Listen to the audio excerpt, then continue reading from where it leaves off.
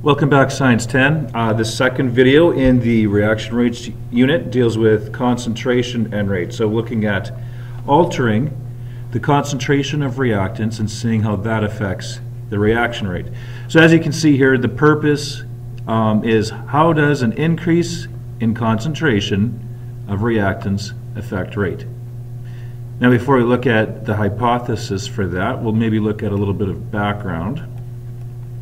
So of course, as we illustrated previously, rate is how fast a reaction is. So if you relate this to driving a car, the rate of speed is distance over time. How much distance is changing per time? Kilometers per hour. How many kilometers are you covering per hour?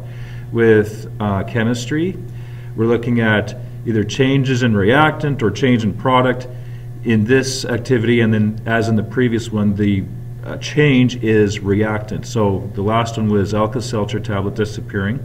This particular activity deals with magnesium ribbon being used up in a reaction and changing, of course. So change in reactant, change in time. So if you get if that reactant is really being used up in a short amount of time, it's a big rate.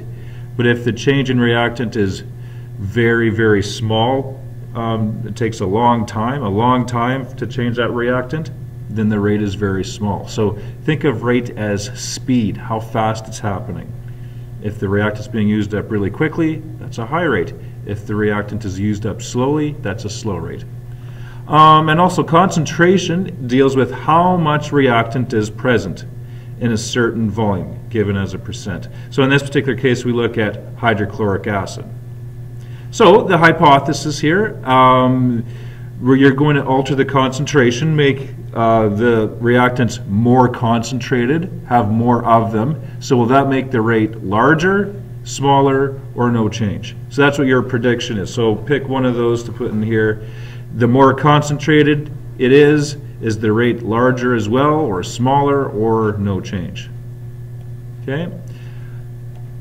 So if we take a look at this, we'll see that on page 258 of the textbook, if you grab one from the classroom there, you'll see exactly what you're supposed to do there. I might even print out the actual lab here so you have a copy of it for yourself. Safety rules, goggles. Also, we're using acids here, so you'll have to look at the little acid indication on there as to what happens there, basically what happens if you spill it, etc.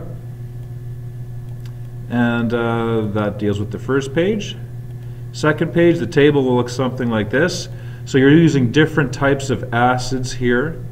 It's all hydrochloric acid, so stomach acid basically. 4%, 8%, 12%, 16%.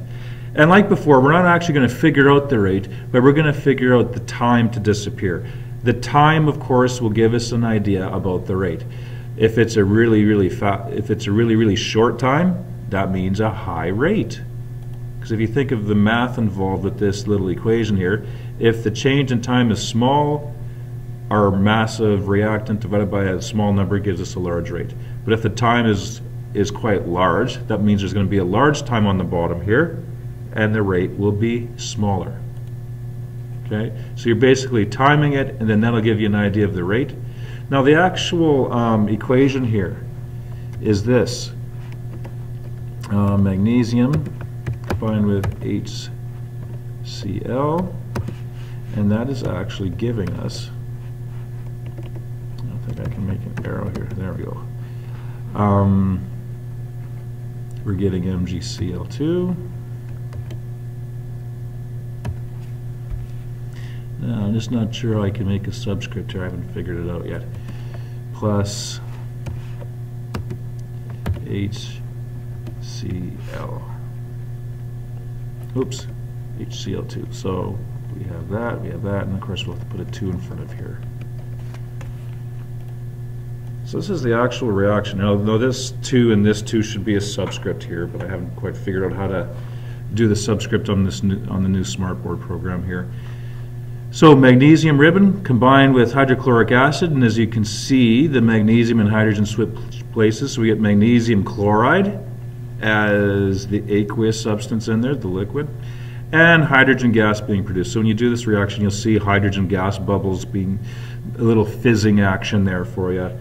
So that's basically the reaction there. Magnesium. So you're looking at how magnesium, now it's not disappearing per se. When we look at it, it looks like it's disappearing, but what it's actually doing is combining with chloride and releasing hydrogen gas. But in our mind, we can look at it as magnesium disappearing because visually it looks like it's going away, but actually it's forming magnesium chloride and hydrogen gas is being produced. Okay? And as usual, the conclusion, what were you going to do? The purpose was to da-da-da-da. What did you think would happen? It was thought that da-da-da-da-da, and then what did happen? Were your predictions right? Okay, so just very similar there with all my conclusions. Follow-up questions. How are time related? Time of reaction and rate. Now I kind of talked about it. If you want to rewind this video, go ahead because I've discussed that time and reaction rate. If you want a little bit of a hint, look back at this formula right here because that gives you an idea of how time and rate are related. Just describe to me that. What is the standard safety procedure if an acid spill happens? So once again, if you look in the textbook on the corresponding pages, you'll see a little blurb there. It's highlighted in yellow, indicating what you should do if an acid spill occurs. And then from this lab, what is the relationship between rate of reaction and concentration? So you can state in terms of if you raise the concentration, does the rate go up, does it go down, or is there no change? And then what are examples in real life in which you increase the concentration of something in order to increase or decrease rate?